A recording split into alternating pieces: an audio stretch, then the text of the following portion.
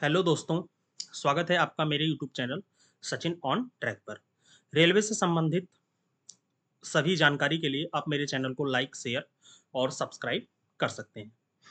तो आज के वीडियो में हम बात करने वाले हैं आरआरबी एनटीपीसी मेडिकल एक्सपीरियंस के रिगार्डिंग, जो कि मेरा medical railway divisional hospital Bhusawal में हुआ था। आज के इस वीडियो में हम कंप्लीट प्रोसेस के बारे में, step by step guide, personal experience और कुछ टिप्स जो मैं आपके साथ शेयर करूंगा, और वो टिप्स आपके आने वाले मेडिकल में काम आने वाली है। तो लेट्स बिगिन। सबसे पहले मैं आपको बताना चाहूँगा, जो मेरा डीबी था वो फ्राइडे को हुआ था, तो जिसकी वजह से सैटरडे संडे हॉस्पिटल्स ऑफ रहते हैं, तो मेरा जो मेडिकल शेड्यूल हुआ था वो मंडे को हुआ था। सबसे पहले हम लोग सुबह 9 बजे डिविजनल हॉस्पिटल भुसावल आ जाते हैं। आने के बाद हम लोग मेडिकल रूम में जाते हैं और वहाँ पे जो कंपाउंडर होते हैं उनको बताते हैं कि आज जिन जिन लोगों का मेडिकल है वो सभी लोग हम लोग आ गए हैं। सबसे पहले वो हम लोगों को एक स्लिप देते हैं। स्लिप में हम लोगों को कुछ चीज़ें फ्री फिल करनी होती है। मोस्ट प्रोबेबली उसमें नो नो ही फिल करना होता है।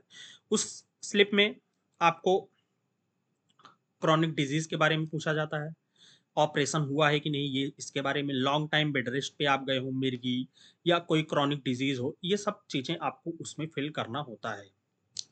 ये सब फिल करने के बाद आपके पास 24 रुपए का मेडिकल का जो टिकट आप कटवाए रहते हैं वो आपसे लेकर के, और रेलवे रिक्रूटमेंट बोर्ड से उनके पास आपका मेडिकल का मेमो पहले से ही आया रहता है, वो उसको लेकर के वो उनके पास रहता है। तो उसमें से आपका जो आइडेंटिफिकेशन मार्क है वो लोग मैच करवाते हैं।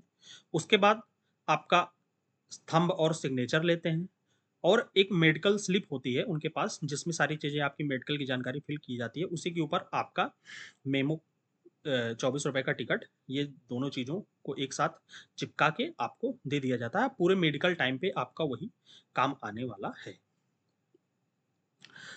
अब यहाँ पे बात आती है, अगर आपका आइडेंटिफिकेशन मैच नहीं होता है वहाँ पे, तो इसके लिए आपको वो फिर से आपके रेलवे बोर्ड में भेजेंगे। वहाँ से आप अपना आइडेंटिफिकेशन मार्क्स करेक्शन करवा के फिर से आएंगे, तब आपका मेडिकल होगा। इसीलिए आइडेंटिफिकेशन मार्क भरते टाइम, जब आप डीबी का टाइम पे फिल करें, अगर आपके आइडेंटिफिकेशन मार्क में कोई करेक्शन करें तो वहाँ पे आप थोड़ा अटेंटिवली उस चीज़ को ज़रूर चेक कर लीजिएगा।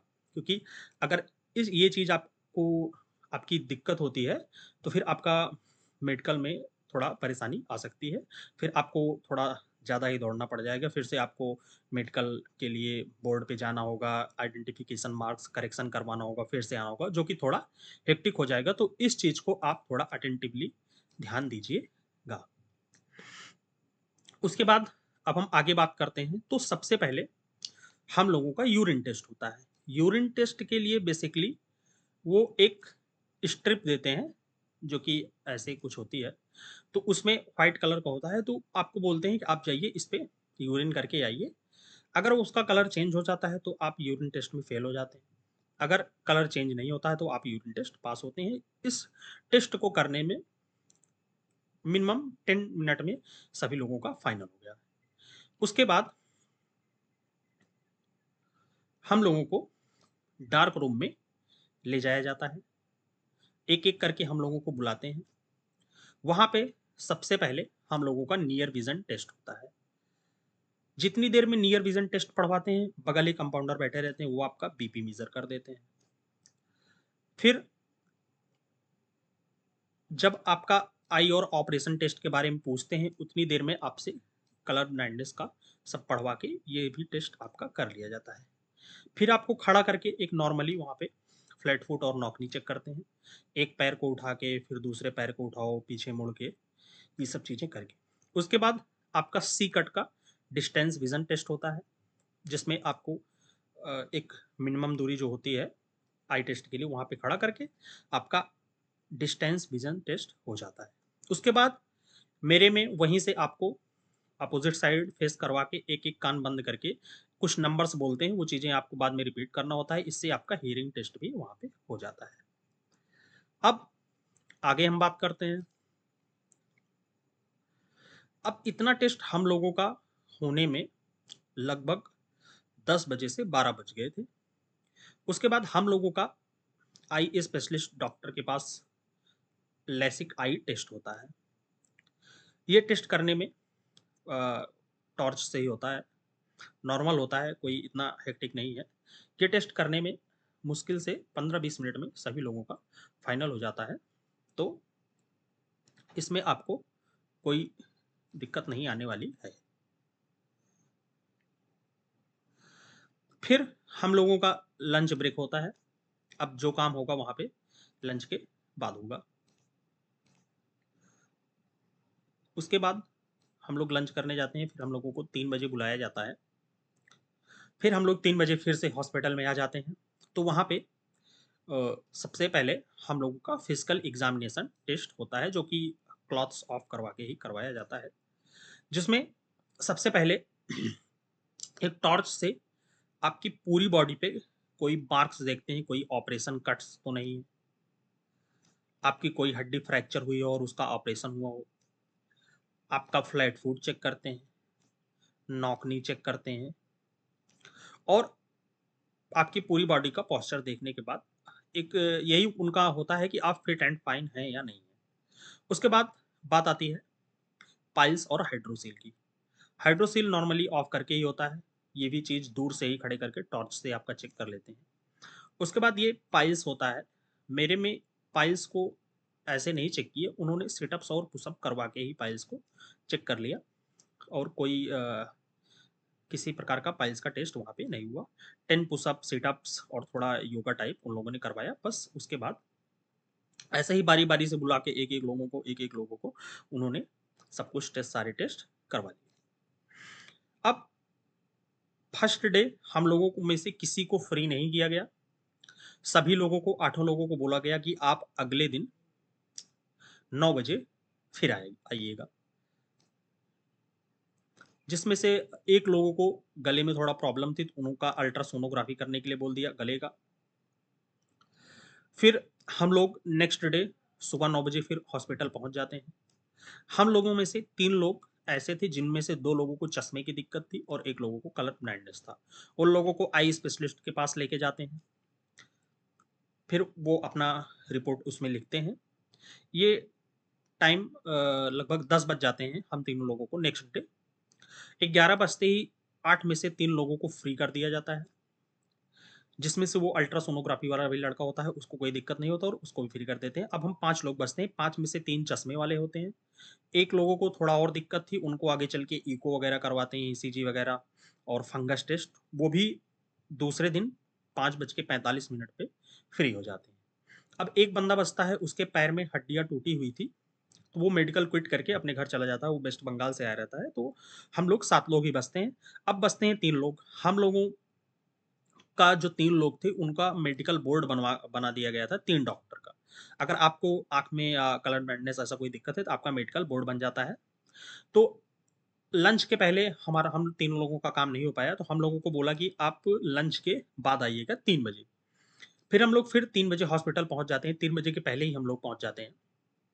लेकिन लकीली उस दिन तीनों डॉक्टर बोर्ड मेंबर के अवेलेबल थे।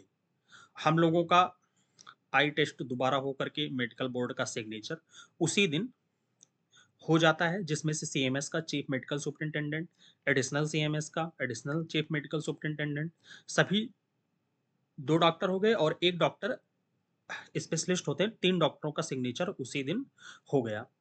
और उसी दिन लकीली हम लोगों का जो मैडम मेडिकल की थी, वो भी अवेलेबल थी, क्योंकि अगर आपका बोर्ड बना, फिर उसके बाद 3 डॉक्टर का सिग्नेचर के बाद जो डॉक्टर आपका मेडिकल किए हैं, उनकी भी अवेलेबिलिटी मोस्ट इंपॉर्टेंट होती है। अगर वो नहीं है, तो आप मेडिकल फ्री नहीं हो पाएँगे। तो उस दिन डॉक्टर मैम अवेलेबल थी, हम लोगों की साइन भी हो गई, बोर्ड की भी साइन हो गई, डॉक्टर मैम ने भी साइन कर दिया, और उस दिन हम तीनों लोग भी उसी दिन फ्री हो गए। तो टोटल हम लोगों में से 1 लोग तो चले गए घर, उन लोगों ने उन्होंने मेडिकल नहीं करवाया, और 7 लोग नेक्स्ट डे टोटल फ्री हो गए, किसी को किसी प्रकार की कोई दिक्कत नहीं हुई। हम में से जो 2 चश्मे वाले थे, उनको A3 अलॉट हुआ, जो कलर ब्लाइंडनेस था उसको B1 अलॉट हुआ और बाकी को A2 अलॉट हुआ। तो सबसे खुशी की बात यह है कि हम लोगों का मेडिकल सिर्फ 2 दिन में ही क्लियर हो गया था। अब हम आगे बात करते हैं। और नेक्स्ट डे जब आपका मेडिकल फ्री होगा तो आपको मान के चलिए कि 5 तो बज ही जाने वाला है, क्योंकि हम लोगों को टोटल 5:45 हो गया था। अब हम आगे बात करते हैं कि हम हमको मेडिकल में सावधानी क्या बरतनी चाहिए कि जिससे हमारा मेडिकल सही हो। सबसे पहले आप लोगों को तो घबराना नहीं है। अगर आप घबराएंगे आपकी बीपी फ्लक्चुएट होगी, फिर आपको दिक्कत आने वाली है। ज़्यादा बीपी फ्लक्चुएट हुई तो आपको इको करवा देगा, तो परेशानी आपको ही आने वाली है। तो इसीलिए आप घबराइए नहीं। अब दूसरी चीज़, अगर आपका मेडिकल कल है तो आज आप हल्का भोजन लें, ज़्यादा मात्रा में पानी पिएँ और अपनी बॉडी को हाइड्रेटेड रखें। इससे आपकी बीपी नॉर्मल रहेगी अगले दिन, आपको घबराहट नहीं होगी, आपका यूरिन टेस्ट फटाक से क्लियर हो जाएगा। तो इस चीज़ को आप विशेष तौर पे ध्यान रखें। अब तीसरी बात आती है कि अगर आपके जिस दिन आपका मेडिकल है उस दिन टोटल 5-6 जितने भी लोग हैं, सभी लोग ग्रुप बना के रहें, कोई लोग इधर-उधर ना होएँ और जहाँ पे मेडिकल होता है उस रूम के सामने ही रहें, जिससे आप हमेशा नोटिस में रहेंगे और आपका मेडिकल अच्छे तरीके से क्लियर हो जाएगा। और मेडिकल टाइम पे बहुत ज़्यादा स्ट्रेस ना लें। अगर आप यहाँ तक पहुँचे हैं तो निश्चित रूप से आपका सिलेक्शन होने वाला है, आप आउट नहीं होने वाले हैं। वो लोग भी जानते हैं कि कोई भी अगर स्टूडेंट आया है, कोई भी कॉम्पिटिटर या एस्पिरेंट आया है, तो वो मेहनत करके ही आया होगा, आपको वो लोग बाहर नहीं करने वाले हैं। तो आज के वीडियो में इतना ही। आशा है कि ये सारी जानकारी आपको आने वाले मेडिकल में मदद करेंगी और आपका मेडिकल अच्छा होगा। और अगर आपको यह वीडियो अच्छी लगी हो तो आप अपना सपोर्ट मुझे दे सकते हैं। आप मेरे चैनल को लाइक, शेयर और सब्सक्राइब कर सकते हैं। तो आज के वीडियो में इतना ही। ओके, थैंक यू दोस्तों।